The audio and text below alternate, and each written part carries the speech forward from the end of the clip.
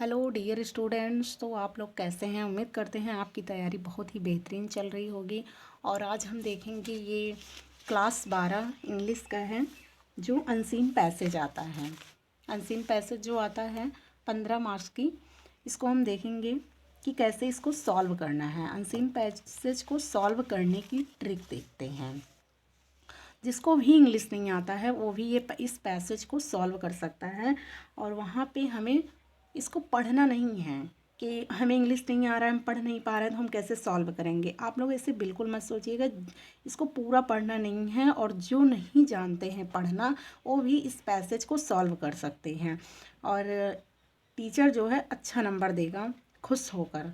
और एकदम इजी तरीका है, आपको बिल्कुल भी एफ़र्ट नहीं लगाना है। जो हम अब ट्रिक बताने जा रहे हैं बिल्कुल भी आपको एफ़र्ट नहीं लगाना है। आप एकदम इजी तरीके से इसको सीख सकते हैं। जिसको भी इंग्लिश पढ़ना नहीं आता है, बस आपको जो ट्रिक हम बताएंगे उस पर आपको ध्यान देना है कि हमें हाँ इसको कैसे अप्लाई करना है, कैसे करना है। बस इसी को ध्यान देना है। और ये सेक्शन ए पार्ट का है। सबसे पहले जब हम इस पेपर को खोलेंगे, ये है जेड का 316, ये इसका वो है। तो और ये 2023 का ही पेपर है इंग्लिश। ये अब की पिछली बार जो एग्ज़ाम हुआ था उसी का पेपर है। तो ये फर्स्ट सेक्शन ए में ही आप देख सकते हैं। ये सेक्शन ए में रीडिंग, ये unseen, read the following passage carefully and answer the question that follow. तो इसी में से हमें इसका आंसर करना होता है। तो देखते हैं ट्रिक क्या होती है। सबसे पहला क्या है, डायरेक्ट क्वेश्चन पर आना है। हमें डायरेक्ट किस पे आना है, डायरेक्ट क्वेश्चन पर आना है। बिल्कुल भी हमें पैसेज नहीं पढ़ना है। हम आपको पहले भी बताएं कि आपको पैसेज नहीं पढ़ना है, पहले डायरेक्ट क्वेश्चन पर आना है। क्वेश्चन ये दिया गया है, सबसे पहले हमें क्वेश्चन पढ़ना है। दूसरा क्या है, पहले क्वेश्चन का आंसर पहले या लास्ट में होगा। देखो जो पहले क्वेश्चन का आंसर कहाँ होता है, ये तो पहले लाइन में होगा, इधर आगे। अगर यहाँ नहीं मिल रहा है तो आपको लास्ट तक पढ़ना पड़ेगा, आगे देखना है, फिर यहाँ क्या पढ़ना है, पूरा पैसेज नहीं पढ़ना, बस इसका जो मेन अभी हम बताएंगे उसको पढ़ना रहेगा। अगला देख लेते हैं, क्वेश्चन में मेन वर्ड, क्वेश्चन में मेन वर्ड को ध्यान में रखना है और उस वर्ड को अंडरलाइन करना है। क्वेश्चन में मेन वर्ड को ध्यान में रखना है और उस वर्ड को अंडरलाइन करना है। अब ये देखो, ये क्वेश्चन है आपका, how should B do our task. How should B do our task, इस टास्क को, ये हमारा मेन वर्ड है, इसको हम अंडरलाइन यहाँ करते हैं और हम पैसेज में भी देखेंगे, यहाँ भी अंडरलाइन करेंगे। ये आगे ही मिल गया, हम आपको बताए थे या पहले मिलेगा या लास्ट में। अगर यहाँ नहीं होगा तो आपको यहाँ मिलेगा, बीच में मिलेगा ज़रूर, क्योंकि इसी में से हमको आंसर निकालना है। तो ये मेन वर्ड को हमें अंडरलाइन करना है। हम अंडरलाइन कर लिए, देख लिए, आगे का ट्रिक समझते हैं क्या है। अगला है, मेन वर्ड जहाँ भी पैसेज में होगा, मेन वर्ड जहाँ भी पैसेज में होगा वहाँ उस क्वेश्चन का आंसर होगा। सबसे इजी तरीका है कि जो ये वर्ड है, ये टास्क जो मेन वर्ड है, और जब यहाँ से स्टार्ट है तो यही हमारा क्या होगा, क्वेश्चन का आंसर होगा। अगला क्या है कि आंसर में क्वेश्चन वर्ड हटा देना है। आंसर में क्वेश्चन वर्ड हटा देना। अब हम देख लेते हैं कि क्वेश्चन वर्ड क्या है। क्वेश्चन वर्ड है, ये देखिए आप, हाउ, व्हेयर, जहाँ भी हाउ आ जाए या व्हेयर आ जाए उसको हमें हटा देना है। ये है, देखो, why, how, what, who, answer में नहीं लिखना है, वो जहाँ भी आए हमको हटा देना है। इतना हो गया। जब हम लिखेंगे तो इसको हटा देंगे। ठीक, आगे हम समझते हैं कि हमें सब्जेक्ट को क्वेश्चन में पहचानना है। सब्जेक्ट को क्वेश्चन में पहचानना है कि हम इसको कैसे पहचान सकते हैं। सब्जेक्ट को पहचानने का, बिल्कुल सब्जेक्ट को देखने का क्या है, कैसे इसको हम पहचानेंगे कि सब्जेक्ट कहाँ है क्वेश्चन में। क्वेश्चन में हमें सब्जेक्ट कैसे पहचानना है। तो हेल्पिंग वर्ब के बाद सब्जेक्ट आता है। हमें क्या देखना है, हेल्पिंग वर्ब के बाद सब्जेक्ट आता है। अब हम इसमें देखते हैं हेल्पिंग वर्ब के बाद सब्जेक्ट आता है। तो देखो क्वेश्चन कैसे हम अब सॉल्व करते हैं। सॉल्व करते हैं, अब सॉल्व करते हैं। ये देखिए, अब ये शुड है, शुड हेल्पिंग वर्ब है, और इसके बाद ये जो वी है ये हमारा सब्जेक्ट है। सब्जेक्ट नाउन और प्रोनाउन के रूप में हो सकता है, तो ये प्रोनाउन के रूप में है, वी हमारा सब्जेक्ट है। अब हम इसको लिखेंगे कैसे, आपको बता रहे हैं लिख। अब हम इसमें लिखेंगे पहले सब्जेक्ट बी, ये बी है, we should.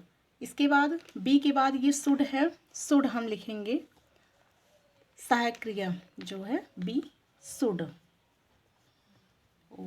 Should, be should our, our, be should. ये क्वेश्चन हमारा यहाँ से है। टास्क अभी तो हम इसको पढ़े थे, अब इसमें देखते हैं टास्क यहाँ है। ये टास्क में be concentrate your whole mind upon it throw into it all the energy of which you are energy you are capable. Capable तक, यहाँ से यहाँ तक हमारा होगा, तो हमें आवर करना, आवर लिखना है। B should our task, we should our task, इतना हमें लिखना है पहले। ये देखिए our task, we should our task. और उसके बाद ये जो बी है, ये बी है, इसको हम बाई कर लिखेंगे, बी बाई। उसके बाद ये पूरा कॉन्सेंट्रेट हो जाएगा, यहाँ से तो है हमारा ना कॉन्सेंट्रेट, और ये जो योर है इसको हम आवर लिखेंगे, योर को ये आवर। और इसका मतलब क्या होता है कि how should B do our task, हम काम को कैसे करें, हम काम को कैसे करें, इसके लिए हैं, हम काम को कैसे करें। तो ये किस तरह हम काम को करें, तो we concentrate our whole mind upon, अपने माइंड को मतलब स्थिर करके, mind upon it throw into all the energy, पूरे एनर्जी के साथ हमें काम करना है, एनर्जी के साथ। तो लिख देखिए हम यहाँ आवर लिखेंगे क्योंकि हमें पूछा है ना, तो आवर लिखना होगा हमें। आवर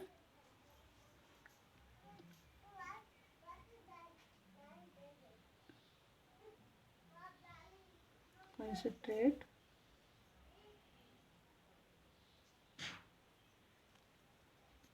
बाई कॉन्सेंट्रेट, ये जो कॉन्सेंट्रेट है ये इंग लगेगा, इसके साथ कॉन्सेंट्रेटिंग लिखा जाएगा। तो लिखेंगे कॉन्सेंट्रेटिंग, कॉन्सेंट्रेटिंग, कॉन्सेंट्रेटिंग। अब ये जो योर दिखाया, योर है, इसको हम आवर लिखेंगे क्योंकि हमें करना है ना, तो इसको हम आवर लिखेंगे, आवर। यहाँ पे आवर होल माइंड,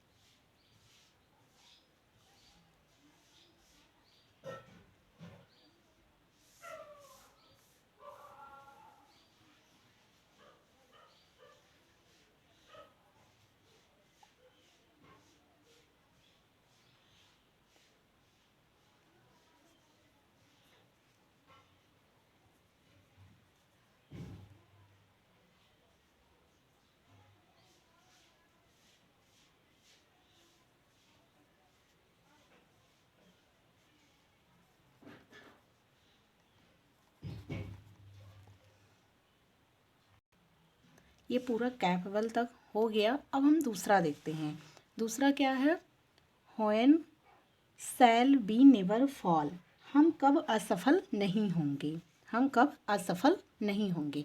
अब नेवर फॉल में ये हमारा मेन वर्ड है, इसको अंडरलाइन कर लिए। अब हमें पैसेज में देखना है कहाँ से है ये, तो हमें कब असफल नहीं होना है। तो ये देखिए, ये है नेवर फॉल, ये नेवर फॉल है, ये नेवर फॉल है।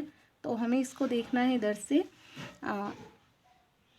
देखो, see to it that you rise by study climbing and you will never fall. हमें मतलब स्थिर कदमों से चढ़ना, जब हम चढ़ेंगे तो हम कभी भी असफल नहीं होंगे। जब हम स्थिर कदमों से चलेंगे या चढ़ेंगे, सफलता की ओर मेहनत करेंगे, तो हम कभी भी असफल नहीं होंगे।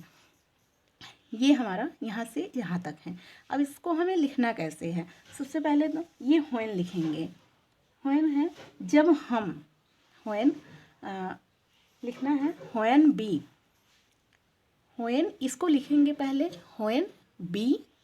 देखो दूसरा वाला, व्हेन बी, ये व्हेन है, व्हेन बी राइज बाई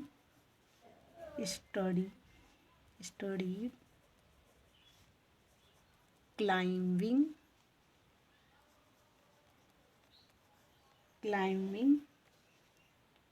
ये देखिए दूसरा का है कि when we rise by studying climbing and we shall never fall. यहाँ जो योर है, यू रहेगा, यहाँ पे हम बी करेंगे क्योंकि हम अपने लिख रहे हैं ना, तो बी करेंगे। और इसका जो बिल है इसको हम शैल में चेंज कर देंगे। ये देखिए यहाँ पे है, ये जो बिल है यू बिल है, तो इसको हम बी, और ये बिल को हम चेंज करेंगे क्योंकि आई और बी के साथ शैल का प्रयोग होता है, तो हम यहाँ पे शैल लिखेंगे। अब तीसरा देख लेते हैं। तीसरा है where in lies the secret of true power. सच्ची शक्ति का रहस्य कहाँ पर निहित होता है। सच्ची शक्ति का रहस्य, सीक्रेट ऑफ ट्रू पावर, सच्ची शक्ति का सीक्रेट मीन्स होता है रहस्य। सच्ची शक्ति का रहस्य कहाँ पर निहित होता है इसको।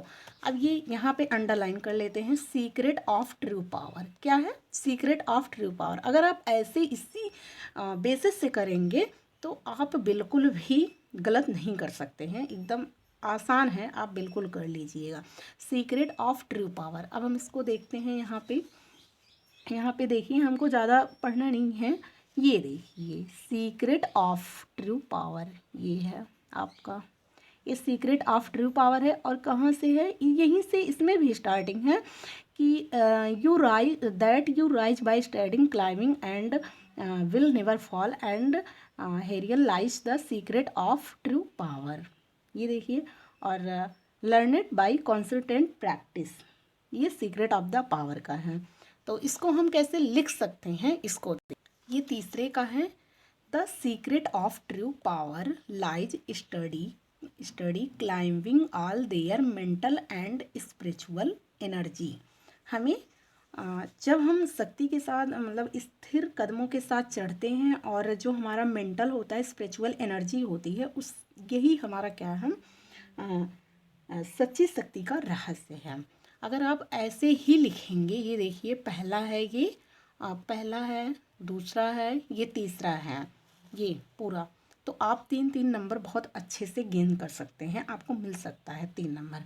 अब हम चौथा देख लेते हैं। ये चौथा है how do the foolish waste their energy. इसमें लिखा है फुलिश मूर्ख होता है, वेस्ट मतलब खर्च करना, एनर्जी अपनी शक्ति को, मूर्ख लोग अपनी शक्ति को कैसे वेस्ट करते हैं, कैसे खराब करते हैं, ये इसमें दिया गया है। तो इसका आंसर क्या होगा कि वो मेंटल, स्पिरिचुअल, सेल्फी लेने में या कुछ भी करने में ये अपना एनर्जी वेस्ट करते हैं। तो इसको हम पैसेज में देखेंगे।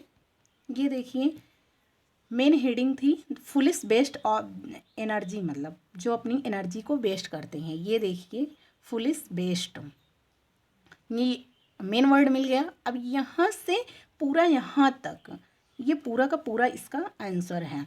The foolish waste all their mental and spiritual energy in feverishly foolish chatter or selfish argument not to maintain wasteful physical exchanges। ये पूरा का पूरा इसका फुलिश वेस्ट, जो मूर्ख लोग होते हैं वो अपना एनर्जी को कहाँ वेस्ट करते हैं, ये देखिए पूरा यहाँ से यहाँ तक इसका आंसर दिया गया है। आप प्रॉपर तरीके से लिख सकते हैं, कोई भी चेंज नहीं है, बस आप लिखने का तरीका जान लीजिए कि कैसे लिखा जाता है। वो हम आपको पहले बता ही दिए हैं, तो इसको हम देखते हैं कैसे लिखा जाता है। ये चौथे का है, the foolish waste all their mental and spiritual energy in feverishly foolish chatter or selfish लेने में argument not to mention wasteful physical exchange. ये चौथे का है। पहले का देख लीजिए, ऐसे हैं। ये पहला है 3 नंबर का, दूसरा 3 नंबर का है, चौथा 3 नंबर, ये तीसरा 3 नंबर का है और चौथा 3 नंबर का है। ये हो गया। अब आगे देखते हैं। ये देखिए, इसमें ग्रामर भी पूछा जाता है और ग्रामर को हमें कैसे यूज करते हैं, कैसे हल करते हैं ग्रामर का क्वेश्चन, तो आप इसको भी देखिए। ग्रामर वाले क्वेश्चन का आंसर इसी में मिलेगा। देखो, जो ग्रामर के क्वेश्चन